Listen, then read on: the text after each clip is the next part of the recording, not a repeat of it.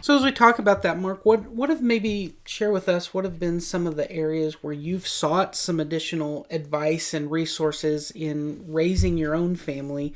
Maybe especially as your kids have gotten later into their teen years, and now you've got kids that are into adulthood. Yeah. So probably the number one, all the way through, the number one biggest, this is always on my mind area is the spiritual development of my kids. That has been just something that we're so passionate about, concerned about, sometimes pulling our hair out about, kind of a thing. Is we really want to see our kids come to know Jesus, love Jesus, accept Jesus as their Savior, and learn how to follow Him with their life. Yeah. And that has been just a foundational, overarching thing for all of us. And I'm sure any parents out there that are followers of Jesus, that's for you too. Like the biggest concern and thing for you is that your kids, accept Jesus, get saved, and all of those things. And we're thankful so far.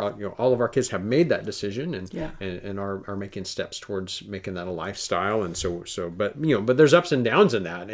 And so we've really, that's a constant prayer. That's a daily prayer for my kids is continued to be that they would learn how to own their faith, that they learn how to apply their faith, that their faith would inform their decisions, and that they'd find the peace and the purpose and the direction that only comes from following Jesus. So, man, that's huge. Yeah, absolutely. Yeah. So what are some of the things that have helped you the most in that area? Yeah. Prioritizing family devotions has probably been the best thing.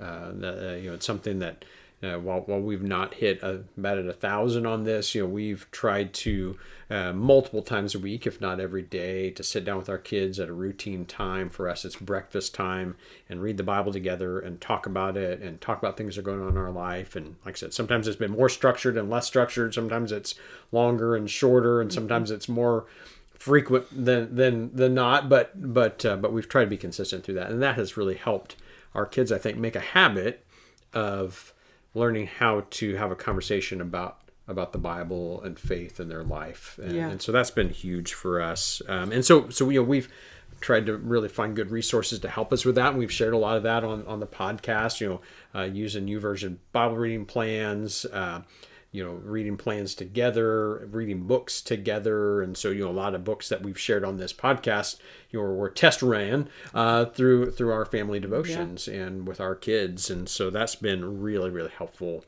So again, we hope to continue to find good resources like that to help each other do that better. And then the next thing, so the third thing is plugging into a local church and being involved. And our kids have watched us make the sacrifice that it takes to be consistent and connected and involved in a church, but they've also seen the benefits of that, and so that's built routine, but it's also given them opportunities to serve.